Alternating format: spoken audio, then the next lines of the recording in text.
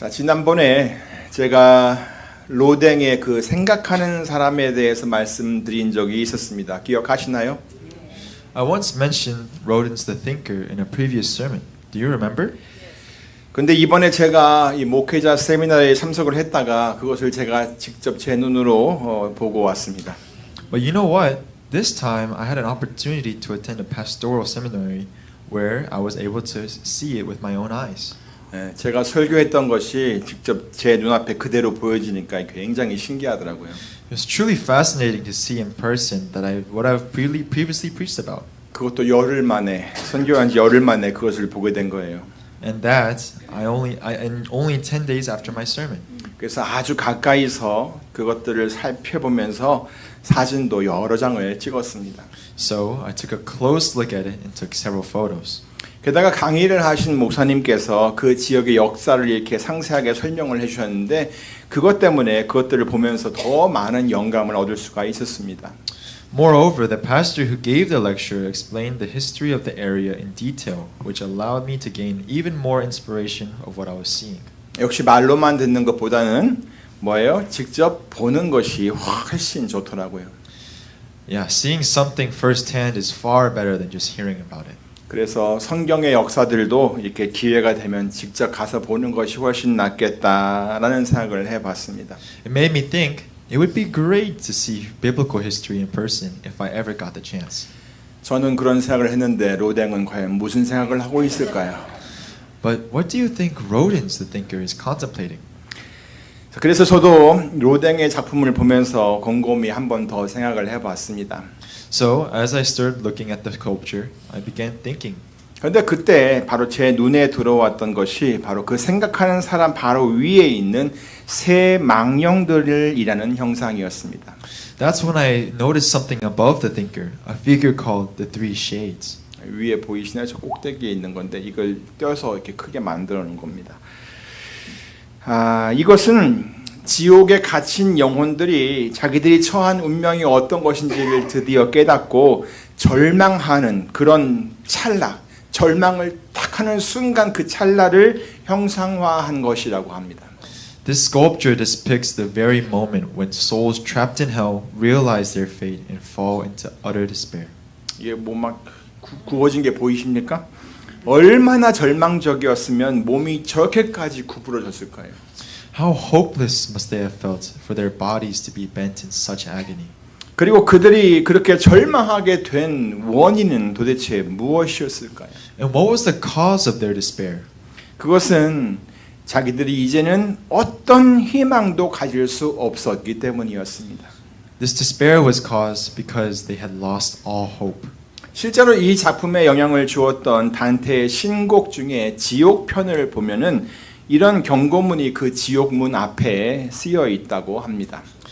In fact, in Dante's The Divine Comedy, part Inferno, which inspired this artwork, there is an inscription at the entrance of hell that reads, "Abandon all hope, you who enter here." 여기로 들어오는 자는 모든 희망을 버려라. 자, 그러니까요, 이 모든 절망이라고 하는 것은 우리가 가질 수 있는 이 희망을 잃어버릴 때 엄습해 오는 것입니다. That to say, all despair comes when hope is completely lost. 다시 말하면 아주 작은 희망이라도 남아 있다면 우리는 그것 때문에 절망하지 않습니다. In other words, as long as even the smallest bit of hope remains, we do not fall into despair. 그러므로 우리는 어떠한 상황에 있어도 하나님께 소망을 줄 수 있는 그런 성도들이 되어야 할 것입니다. Therefore, we must be Christians who place our hope in God, no matter the circumstances. 자, 그런데 이 소망이라고 하는 단어는요, 믿음이라는 말과 거의 동일하게 사용이 됩니다. But then the word hope is often used interchangeably with faith. 로마서 8장 24절 25절입니다. It's in Romans chapter 8 verses 24 to 25. 우리가 소망으로 구원을 얻었음에 보이는 소망이 아니니 보는 것을 누가 바라리요? 만일 우리가 보지 못하는 것을 바라면 참음으로 기다릴지니라. For in this hope we are saved. But hope that is seen is no hope at all. Who hopes for what he already has? But if we hope for what we do not yet have, we wait for it patiently. 보세요. 여기 우리가 소망으로 구원을 얻었다라고 말씀하고 있잖아요. Look, it says, for in this hope we are saved. 지금까지 우리가 알고 있기는 믿음으로 구원을 얻는 것이라고 이렇게 알고 있었는데 여기서는 뭐라고 했어요? 예, 믿음이라는 단어를 사용하지 않고 소망이라는 단어를 썼어요. Until now, we've understood that we are saved by faith. But this verse doesn't use the word faith. 그러니까 믿음과 소망이라고 하는 것은 서로 연결되어 있다는 거예요. This shows that faith and hope are closely connected. 데살로니가 전서 5장 8절도 보세요. Let's take a look at 1 Thessalonians chapter 5 verse 8. 예, 우리는 낮에 속하였으니 근신하여 믿음과 사랑의 흉배를 붙이고 구원의 소망의 투구를 쓰자. But since we belong to the day, let us be self-controlled, putting on faith and love as a breastplate, and hope of salvation as a helmet. 예, 이 말씀은 뭐냐면 믿음과 사랑과 소망이 우리의 삶 속에 항상 있게 하자라는 그런 말씀입니다. This verse encourages us to always have faith, love, and hope in our lives. 예, 그런데 이 마지막 부분에서 구원의 소망의 투구라는 절이 보이시죠? 예, 구원의 소망의 투구라는 절을 보면 이 소망과 구원이 서로 연결되어 있다는 것을 우리가 알 수 있습니다. But if we look at the last part, the hope of salvation as a helmet, we see that hope is directly connected to salvation. 그러니까 믿음도 구원으로 연결되고 소망도 구원으로 연결되는 것이죠. In other words, faith leads to salvation, but hope also leads to salvation. 그러므로 결국 이 믿음과 소망은 서로 같은 의미로 이해가 될 수 있는 것입니다. Therefore, faith and hope can ultimately be understood as having the same meaning. 그렇기 때문에 우리들은 그 어떤 경우에도 희망을 잃어버리지 않습니다. That's why, no matter the situation, we never lose hope. 왜냐하면 우리들은 예수 그리스도 안에서 하나님께 소망을 두고 사는 성도들이기 때문입니다. We never lose hope because we are Christians who place our hope in God through Jesus Christ. 그 소망이 바로 우리들을 구원으로 인도합니다. It's that hope that leads us to salvation. 그러니까 우리들은 로댕에 생각하는 사람처럼 그 절망적인 상황에 빠져 있는 인간들을 계속 바라볼 필요가 없습니다. So unlike the thinker, we do not need to look at humanity as trapped in despair. 그렇게 지옥의 문 앞에서 그렇게 사람들을 바라보고 있는 절망적인 사람들을 바라보게 되면은 그 위에 있는 새 망령들처럼 절망과 좌절에 이르게 됩니다. If we do, we'll end up like the three shades, falling into despair and discouragement. 목이 떨어져 나간 사람처럼 고개가 푹 숙여지고 등이 완전히 굽은 채 어찌할 바를 알지 못하고 그냥 팔을 쭉 늘어뜨리게 된다는 그런 얘기입니다. It's like the heads who have been severed, our heads may droop down in hopelessness, our backs are completely hunched over, and our arms hang limply, not knowing what to do. 자, 여기 그렇게 살고 계신 분 혹시 계십니까? Is there anyone here who wants to live like that? 예, 그런 분이 한 분도 없기를 바랍니다. I truly hope that not a single person does.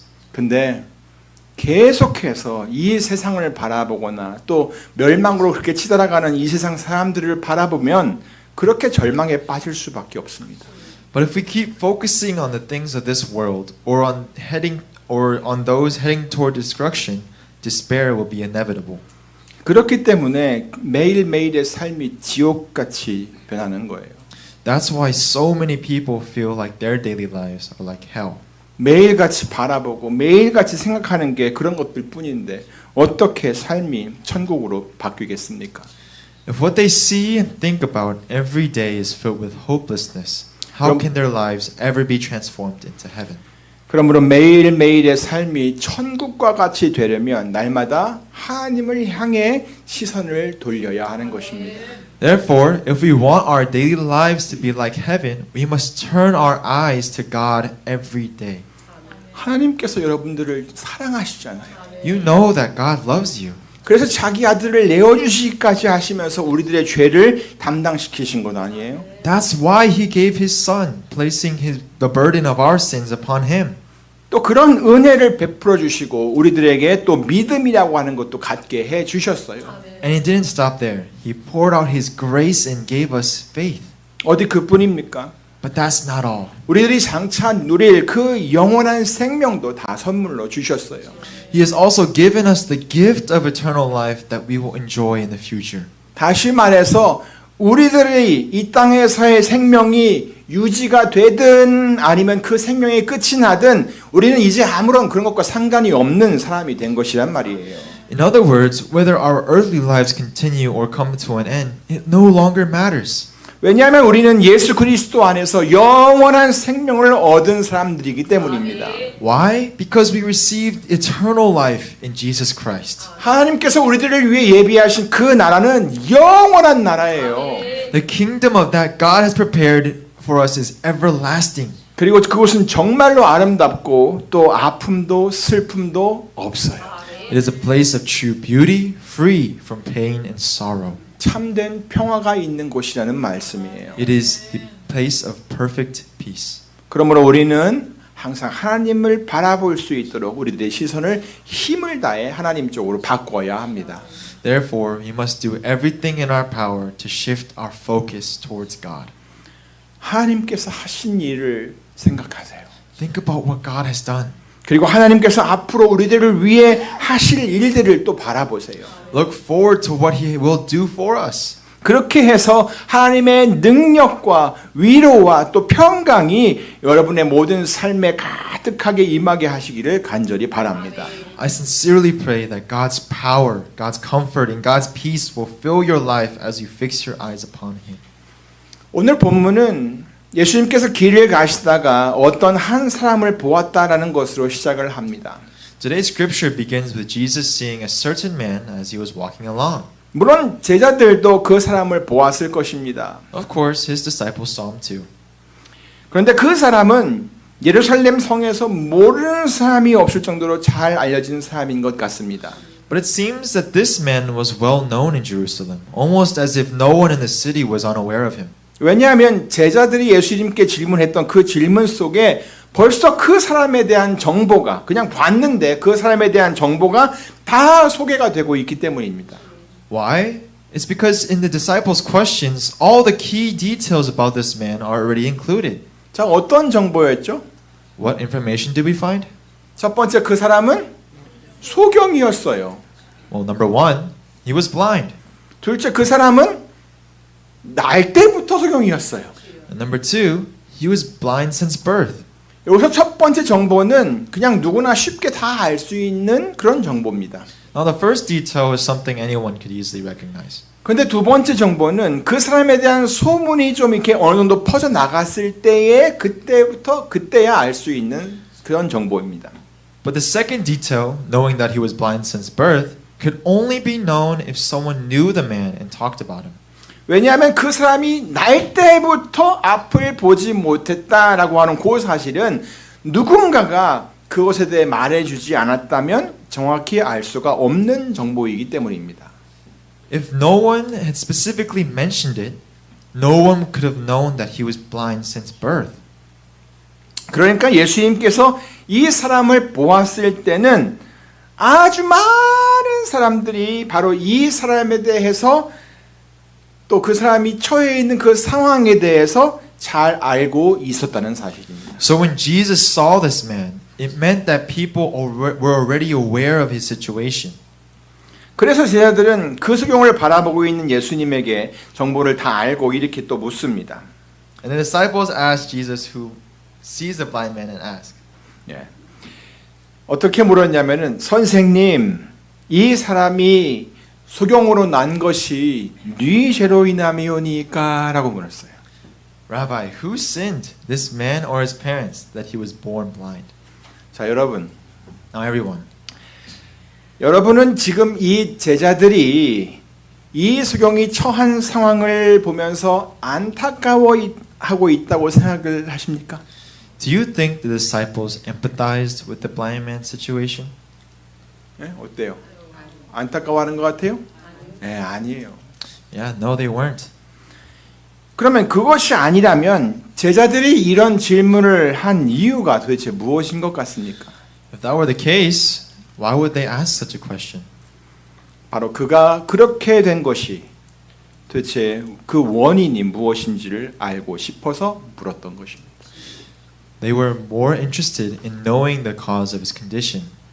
근데 원인을 알고 싶어서까지는 이해되는데, 근데 자세히 보면요, 그들이 그 원인을 그 원인을 그냥 죄 때문이다라고 이렇게 단정을 짓고 있다는 것을 우리가 알 수 있습니다. But if we look closely, we can see that they already assumed that the cause was sin. 네 죄로 인함이 오니까 도대체 누구 죄 때문입니까? 라고 물었잖아요. They asked, who sinned that he was born blind? 그러니까 그 원인이 죄 때문인 것은 알겠는데 도대체 누가 죄를 지어서 그렇게 된 것입니까? 라고 하는 질문이었던 것이에요.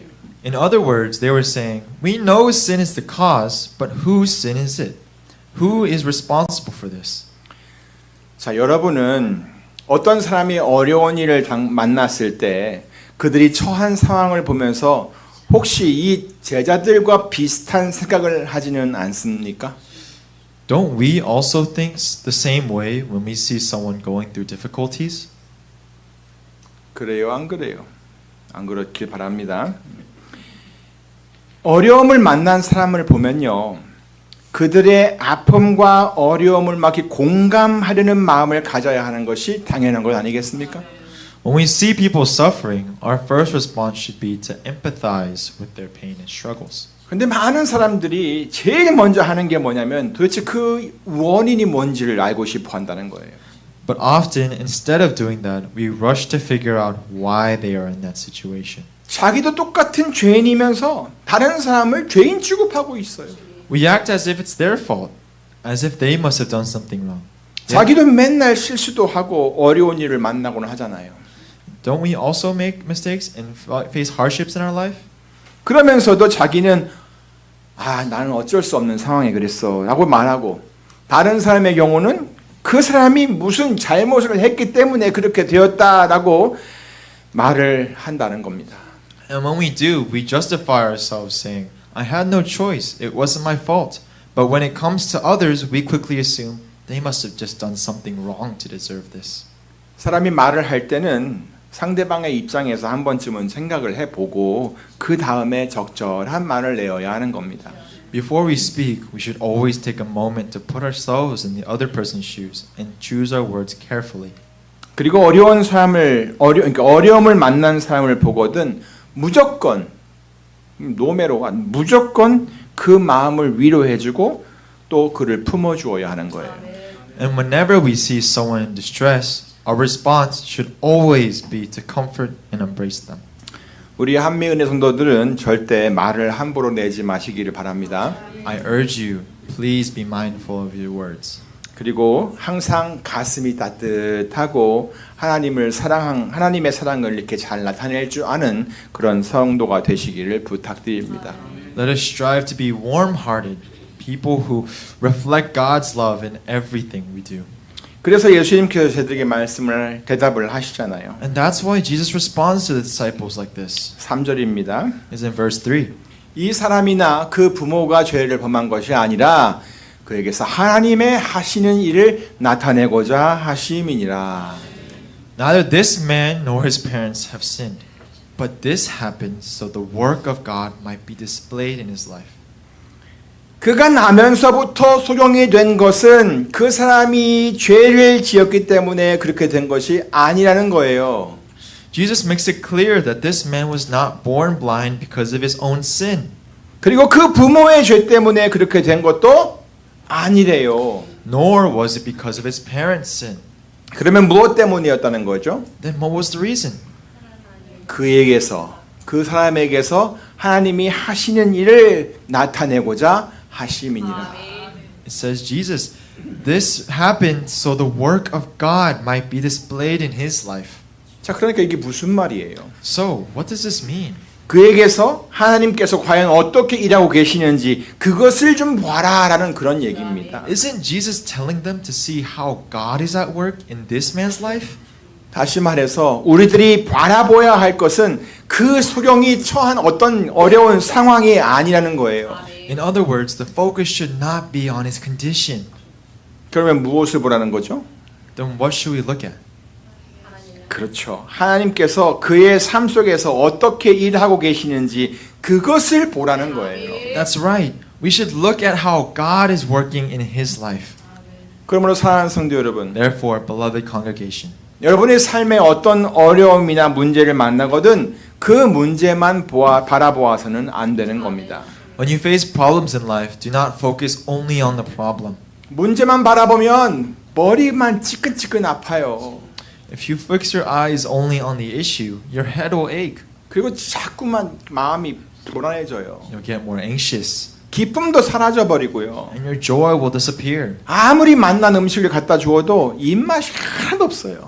Even the most delicious food in the world will lose its taste. 그리고 그런데다가 그 문제만 바라보면 그 문제가 점점 더 커지고 더 복잡하게 막 가슴으로 다가오는 거예요. And the problem you have will seem bigger and more complicated than it actually is. 그러니까 이제부터는 어떤 문제가 있거든 그 문제보다는 모든 것을 아시는 그 문제를 풀 수 있는 능력이 있는 하나님을 바라보시기 바랍니다. Instead, from now on, turn your eyes to God, who knows everything, 그리고 하나님께 도움을 구하세요. and ask Him for help. 그리고 하나님께서 여러분을 위해 일하시도록 모든 것을 하나님께 맡기세요. Surrender everything to Him and allow Him to work in your life. 그렇게 하는 것이 훨씬 낫습니다. That is the better way. 든든하기도 하고요. That is the way to find true security. 그리고 그렇게 하는 것이 하나님을 신뢰하고 또 의지하고 믿는 것입니다. And that is what it means to trust, rely, and believe in God. 그렇게 하면 하나님께서 뭔가를 말씀하실 때 우리가 순종하는 것도 굉장히 쉽습니다. When we do this, it becomes easier to obey God when God speaks to us. 그 소경에게도 예수님께서 이렇게 말씀하셨잖아요. Just as Jesus spoke to the blind man, 실로암 못에 가서 씻어라. go, wash in the pool of Siloam. 소경더러 앞을 못 보는 사람에게 실로암 못에까지 가서 씻으라고 말씀하셨어요. Jesus told the blind man who can't see anything to wash in the pool of Siloam. 앞을 볼 수 없는 사람에게 어떤 한 장소까지 가라고 이렇게 말씀하신 거란 말이에요. So he told a man who couldn't see to go to a certain place. 그냥 그 자리에서 말씀으로 눈을 뜨게 해주시면 정말 좋았을 텐데 실로암 못까지 가라고 하셨다는 거예요. It would have been easier if Jesus had simply healed the eyes where he was, but instead he told him to go to the pool of Siloam. 눈에다가는 침으로 이겨놓은 진흙을 이렇게 잔뜩 발라놓고 거기까지 가라고 한 거예요. Not only that, but he covered his eyes with mud made from his saliva and instructed him to go there. 아마 그 소경은 그 진흙이 침으로 이겨놓은 것인지도 몰랐을 거예요. The blind man probably didn't even know that the mud had been made with saliva. 근데 중요한 것은 그가 거기까지 갔다는 거예요. But the key point is that he went there. 이것이 바로 순종이라고 하는 거예요. This is what obedience looked like. 그리고 그렇게 순종을 하니까 하나님께서 그를 통해 어떻게 일하시는지를 모든 사람이 볼 수가 있었어요. And as he obeyed, everyone could see how God worked through him. 결국 그 소경은 실로암에 갔다가 눈을 뜨게 되었고 또 밝은 눈으로 돌아올 수 있게 되었습니다. Ultimately, the blind man went to Siloam, washed his eyes, and was able to see with clear eyes. 사랑하는 성도 여러분, Beloved congregation, 실로암은 그 뜻이 보냄을 받았다라고 합니다. the word Siloam means sent. 결국 나면서부터 소경이 된 그 사람은 거기로 보냄을 받은 거예요. And the blind man who had been born blind was 그리고- sent to Siloam. 그리고 거기서 하나님께서 일하시는 것을 모든 사람이 볼 수 있게 했다는 거예요. And there at Siloam, everyone could see how God worked in his life. 저도 하나님께서 여러분의 삶 속에서 일하시는 것을 보기를 원합니다. Therefore, I too want to see how God is working in your lives. 그러므로 저와 여러분을 사랑하시는 그 하나님을 날마다 바라보시기를 바랍니다. I encourage all of you to look to God who loves you each and every day. 여러분이 처한 상황이나 문제를 바라보지 말고 하나님을 바라보세요. Do not focus on your situation or your problems, but look to God. 여러분에게 하나님을 바라보는 그런 소망이 있다면 여러분은 절대 절망하지 않을 것입니다. If you have hope in God, you will never fall into despair. 사도 바울도 많은 환난 가운데 있는 로마 성도들에게 이렇게 권면을 했습니다. The Apostle Paul also encouraged the Romans who were facing many trials with these words. 소망 중에 즐거워하며 환난 중에 참으며 기도에 항상 힘써라.